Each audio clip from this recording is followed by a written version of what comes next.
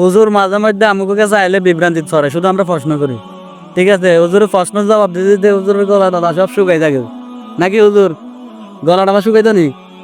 না, শুকাই যায় অবশ্যই। বাকি আসলে যে যেখানে সেখানে প্রশ্নের উত্তর দেওয়া এটা আদৌ ঠিক না। বাকি হচ্ছে যে আপনার প্রশ্ন করা বা প্রশ্নের উত্তর দেওয়া এটা স্থানকাল পাত্র বিশেষ।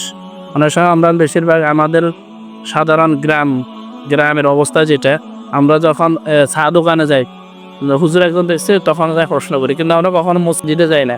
কিন্তু উচিত হচ্ছে, আদব হচ্ছে যে হুজুরের কামরায় গিয়ে হুজুরের যেখানে থাকে ওইখানে গিয়ে কোনো ইসলামিক প্রশ্ন, কোনো যে কোনো প্রশ্ন থাকে প্রশ্ন করা। হুজুর যদি তাৎক্ষণিক পারে উত্তর দিয়ে দেবে, আর যদি না পারে পরবর্তীতে উত্তর দেবে, লেস হবে। তো ইনশাল্লাহ আমরা সকলে এই আদবটা রক্ষা করব। আল্লাহ তাআলা আমাদেরকে তৌফিক দান, আমিন পানি।